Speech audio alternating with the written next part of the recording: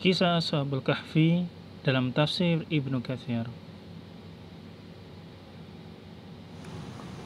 Assalamualaikum warahmatullahi wabarakatuh. Allah Subhanahu wa taala berfirman, A'udzu billahi minasy syaithanir rajim. Bismillahirrahmanirrahim. Am hasibta anna ashabal kahfi war raqim kanu min ayatina ajaba إذ أوى الفتية إلى الكهف فقالوا ربنا آتنا من لدنك رحمة وهيئ لنا من أمرنا رشدا فضربنا على آذانهم في الكهف سنين عددا ثم بعثناهم لنعلم أي الحزبين أحصى لما لبثوا أمدا. Yang artinya, atau kamu mengira bahwa orang-orang yang mendiami gua dan yang mempunyai raqim itu, mereka termasuk tanda-tanda kekuasaan kami yang mengherankan. Ingatlah tak kala pemuda-pemuda itu mencari tempat berlindung ke dalam gua, lalu mereka berdoa, Wahai Tuhan kami, berikanlah rahmat kepada kami dari sisimu, dan sempurnakanlah bagi kami petunjuk yang lurus dalam urusan kami ini. Maka kami tutup telinga mereka beberapa tahun dalam gua itu. Kemudian kami bangunkan mereka agar mereka mengetahui manakah di antara kedua golongan yang lebih tepat dalam menghitung berapa lama mereka tinggal dalam gua tersebut. Quran Surat Al-Kahfi ayat 9-12. Ayat ini berbicara dan berkenaan tentang sebab turunnya adalah bahwa orang-orang Quraisy mengirimkan utusan kepada pendeta-pendeta Yahudi di Madinah dengan maksud meminta berbagai saran dari mereka untuk menguji kebenaran Rasulullah Shallallahu Alaihi Wasallam. Maka mereka mengutus beberapa orang kaumnya untuk menanyakan kepada Rasulullah Shallallahu Alaihi Wasallam tentang berita para pemuda penghuni gua itu, kisah tentang Zulkarnain dan pertanyaan mengenai roh. Dari riwayat ini disimpulkan bahwa kisah pemuda tersebut tercatat di dalam kitab-kitab ahli kitab dan kejadian itu terjadi jauh sebelum agama Nasrani itu ada. Allah menyebutkan bahwa mereka adalah segolongan kaum muda yang menerima perkara yang hak, benar, dan mendapat petunjuk dari jalan yang lurus dari guru-guru mereka yang saat itu telah durhaka dan tenggelam ke dalam agama kebatilan dan sesat. Kebanyakan orang menyambut baik seruan Allah dan Rasul-Nya dari kalangan kaum muda. Adapun orang-orang yang tua, sebagian besar dari mereka tetap berpegang pada agamanya dan tidak ada yang masuk Islam dari kalangan mereka kecuali sangat sedikit. Kalangan mufassirin baik dari golongan ulama salaf maupun khalaf, bukan hanya seorang dari mereka yang mengatakan bahwa yakni pemuda itu terdiri atas galangan anak-anak muda, para pembesar kerajaan Romawi dan pemimpinnya. Disebutkan pula bahwa suatu hari mereka keluar menuju tempat perayaan kaumnya. Setiap tahunnya, kaumnya selalu mengadakan perayaan di suatu tempat yang terletak di luar kota mereka. Mereka adalah para penyembah berhala dan tauhid, dan selalu mengadakan kurban penyembelihan hewan untuk berhala sesembahan mereka. Raja mereka saat itu adalah seorang yang diktator, lagi keras kepala bernama Decianus. Ia menganjurkan rakyatnya untuk melakukan hal tersebut, menyuruh serta memerintah mereka untuk menyembah berhala dan berkurban untuk berhala. Ketika orang-orang keluar menuju tempat pertemuan mereka dalam hari raya itu, para pemuda tersebut ikut keluar bersama bapak-bapak mereka dan kaumnya untuk menyaksikan apa yang diperbuat oleh kaumnya dengan mata kepalanya sendiri. Setelah menyaksikan perayaan itu, mereka mengetahui bahwa apa yang dilakukan oleh kaumnya, yaitu sujud kepada berhala dan berkurban untuknya, tidak boleh dilakukan kecuali hanya kepada Allah yang telah menciptakan langit dan bumi. Maka para pemuda itu meloloskan diri masing-masing dari kaumnya dan memisahkan diri di tempat yang terpisah dari mereka. Pada mulanya, seseorang yang mereka duduk bernaung di bawah pohon. Lalu datanglah pemuda lain ikut duduk bergabung dengannya. Kemudian datang lagi pemuda yang lain. Demikian seterusnya hingga semuanya berkumpul di tempat tersebut tanpa saling mengenal di antara sesama mereka. Sesungguhnya motivasi yang mendorong mereka berkumpul tempat itu tiada lain adalah dorongan hati mereka yang beriman kepada Allah. Rasulullah SAW pernah bersabda, Al-alwahu junudun mujannadah. Ruh-ruh itu bagaikan tentara yang terlatih. Fama ta'arafa minha intafa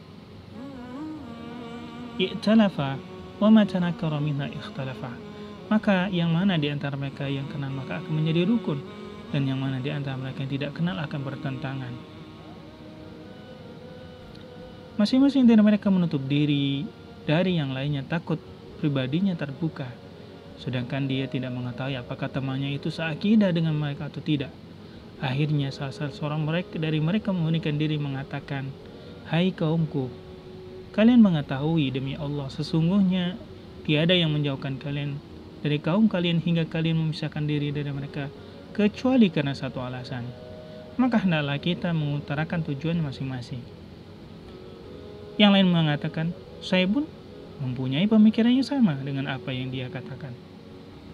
Dan yang lain pun mengatakan hal yang sama pula. Hingga mereka semua sepakat dalam suatu kalimat yang ternyata mereka senasib dan sepenanggungan. Mereka menjadi bersaudara yang sebenarnya dalam ikatan iman kepada Allah. Lalu mereka membangun suatu tempat peribadatan untuk menyembah Allah Subhanahu wa Ta'ala. Tetapi kaum mereka mengetahui dan melaporkan kepada raja mereka. Raja memanggil mereka lalu menanyakan urusan mereka, apa yang sedang mereka perbuat. Raja memanggil mereka lalu menanya urusan mereka. Dan mereka pun menjawab dengan jawaban yang benar dan menyuruh raja untuk menyembah kepada Allah. Apa kalian lakukan? Siapakah Tuhan yang kalian sembah? Tuhan kami adalah Tuhan langit dan bumi. Kami sekali-kali tidak menyuruh Tuhan kepada selain Dia. Al-Kahfi ayat 14. Kembalilah menyembah berhala dan kembali kepada agama nenek moyang kalian. Mereka pun menjawab, sesungguhnya kami kalau demikian telah mengucapkan perkataan yang amat jauh dari kebenaran. Al-Kahfi ayat 14. Ha'ulai qaumun ittakhadhu min dunihi aliha laula ya'tuna 'alaihim bisultanin bayyin. Kaum kami telah menjadikan selain Dia sebagai tuhan-tuhan untuk disembah. Mengapa mereka tidak mengemukakan alasan yang terang tentang kepercayaan mereka? Faman azlama mimman iftara 'ala Allahi kadhiba. Siapakah yang lebih zalim dari orang yang mengada-adakan kebohongan terhadap Allah? Al-Kahfi ayat yang ke-15. Tak kala raja mereka diseru dan diajak oleh mereka untuk beriman kepada Allah, ia menolak dan bahkan mengancam serta menakut-nakuti mereka dengan mengeluarkan perintah agar pakaian tradisi kaum mereka dilucuti dari diri mereka. Kemudian raja memberikan mereka masa tangguh untuk memikirkan perihal mereka. Barangkali mereka mau kembali kepada agama kaumnya. Kesempatan ini merupakan belas kasihan dari Allah kepada mereka. Silakan pulang ke rumah kalian. Aku berikan waktu untuk berpikir kembali. Kemudian mereka jadikan saat untuk melarikan diri dari raja mereka dengan membawa agama mereka agar selamat dari fitnah. Memang sikap yang demikian diperintahkan oleh syariat di saat fitnah melanda manusia.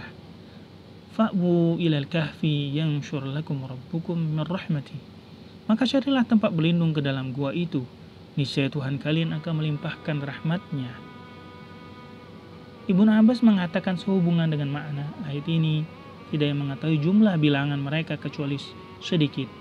Ibnu Abbas mengatakan, saya termasuk sedikit orang itu. Mereka jumlahnya adalah 7 orang. Saat itulah mereka melarikan diri dari kaumnya dan berlindung di dalam gua. Ketika kaum mereka merasa kehilangan mereka, raja mereka mencari-cari mereka. Menurut suatu riwayat, si raja tidak berhasil menemukan mereka karena Allah menjadikan mata raja itu tidak dapat melihat mereka. Dalam ayat yang ke-17 Allah berfirman, dan kamu akan melihat matahari ketika terbit condong dari gua mereka ke sebelah kanan. Dan bila matahari itu terbenam menjauh mereka ke sebelah kiri, sedang mereka berada dalam tempat yang luas dalam gua itu. Itu adalah sebagian dari tanda-tanda kebesaran Allah. Barang siapa yang diberi petunjuk oleh Allah, maka dialah yang dapat mendapatkan petunjuk. Dan barang siapa yang disesatkan, maka kamu tidak dapat mendapatkan seorang pemimpin pun yang dapat memberi petunjuk kepadanya. Al-Kahfi ayat 17. Masa yang dijalani oleh pemuda penghuni gua. Dalam gua mereka, sejak Allah menidurkan mereka hingga Allah membangunkan mereka, dan orang-orang yang ada di masa itu dapat menjumpai mereka. Disebutkan bahwa masa itu adalah 300 tahun lebih 9 tahun atau 309 tahun menurut perhitungan tahun Komariah. Sebagaimana kami buat mereka tertidur, kami bangunkan mereka seperti sedia kala. Tubuh mereka dalam keadaan sehat, rambut dan kulit mereka seperti sedia kala saat mereka tertidur. Tiada suatu pun yang kurang atau berubah dari keadaan mereka. Padahal lama tidurnya mereka 3 abad lebih 9 tahun. Mereka menjawab, ada yang mengatakan, sudah berapa lamakah kita berada di sini? Mereka menjawab, kita berada di sini sehari atau setengah hari. Berkata yang lain pula, Tuhan kita lebih mengetahui berapa lama kita berada di sini. Al-Kahfi ayat yang ke-19. Kemudian akhirnya mereka mengalihkan perhatiannya kepada urusan yang lebih penting bagi mereka saat itu, yaitu mencari makanan dan minuman buat mereka, karena mereka sangat memalukannya. Maka suruhlah seseorang di antara kalian pergi ke kota dengan membawa uang perak kalian ini, dan dia melihat atau dia lihat manakah makanan yang lebih baik. Maka hendaklah dia membawa makanan dari yang lebih baik untuk kalian. Hendaklah dia berlaku lemah lembut dan jangan sekali-kali menceritakan hal kalian kepada seorang pun. Sesungguhnya jika mereka dapat mengetahui tempat kalian, niscaya mereka akan melempari kalian dengan batu atau memaksa kalian kembali kepada agama mereka. Dan jika demikian, niscaya kalian tidak akan beruntung selama-lamanya.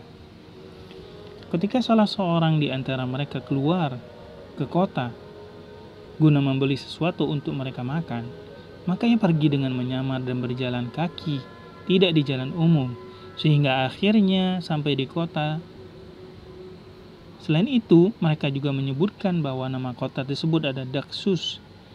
Ia mengira bahwa hal itu baru saja terjadi, padahal umat manusia telah mengalami pergantian dari kurun ke kurun atau dari waktu ke waktu, dari generasi ke generasi, dari satu umat ke umat yang lain. Dan negeri serta penduduknya pun telah mengalami perubahan. Dia pun bertanya, apakah mungkin aku ini tidak waras, atau mungkinkah aku ini bermimpi? Demi Allah, aku ini tidak gila dan tidak pula bermimpi, karena aku baru kemarin sore meninggalkan kota ini, dan ia belum mengalami perubahan seperti ini. Sesungguhnya segera pergi dari kota ini adalah lebih baik dariku. Kemudian ia melangkah menuju penjual makanan. Lalu ia menyerahkan uang yang ada padanya dan meminta agar ditukar dengan makanan. Setelah mengetahui uang perak itu, maka penjual itu pun menolak menerima uang tersebut. Kemudian ia membayarkan kepada penjual yang lain hingga akhirnya mereka saling bergantian melihat. Wow, mungkin orang ini menemukan harta karun, ujar pedagang itu. Aku adalah penduduk negeri ini dan aku tinggal di kota ini baru saja kemarin sore. Di kota tersebut terdapat seseorang yang bernama Dakyanus. Apa keperluan Anda? Dari mana uang itu Anda dapat peroleh? Apa mungkin Anda memperoleh dari harta karun? Dan siapakah Anda sebenarnya? Ujar para pedagang. Kemudian mereka membawa orang itu kepada pemimpin mereka. Lalu pemimpin mereka itu menanyakan kepada mereka tentang keadaan, sehingga ia memberitahukan apa yang dialami oleh mereka, sedang ia sendiri merasa bingung terhadap keadaan yang mereka alami. Setelah itu ia memberitahukan hal itu kepada mereka. Maka mereka, raja dan rakyat pun berangkat bersama ke gua, hingga akhirnya mereka sampai di gua tersebut lalu berkata kepada rombongan, tinggallah di sini dulu, sehingga aku mohon izin kepada teman-temanku agar kalian bisa masuk. Rombongan itu pun menemui dan melihat mereka. Lalu si raja itu mengucapkan salam. Assalamualaikum. lalu memeluk mereka. Raja itu adalah seorang muslim. Menurut suatu pendapat, raja itu bernama Yendusus. Maka mereka pun merasa senang dengannya dan bercengkrama bersamanya. Lalu mereka meninggalkannya dan mengucapkan salam kembali dan kemudian kembali ke tempat pembaringan. Hingga akhirnya Allah Subhanahu wa Ta'ala mewafatkan para ashabul kahfi. Wallahu alam. Demikianlah cerita yang dapat kita ambil hikmahnya, bahwa Allah Subhanahu wa Ta'ala dapat melakukan sesuai dengan kehendaknya, dan tidak ada yang mustahil di dunia ini jika Allah Subhanahu wa Ta'ala berkehendak. Dan kita mengimani dari apa yang sudah terjadi kepada ashabul kahfi, bahwa kebangkitan itu nyata. Mudah bagi Allah membangkitkan, menidurkan orang dengan berlama-lama waktu yang lama, kemudian dibangunkan kembali. Jangan lupa like dan subscribe akun YouTube ini. Terima kasih. Wassalamualaikum warahmatullahi wabarakatuh.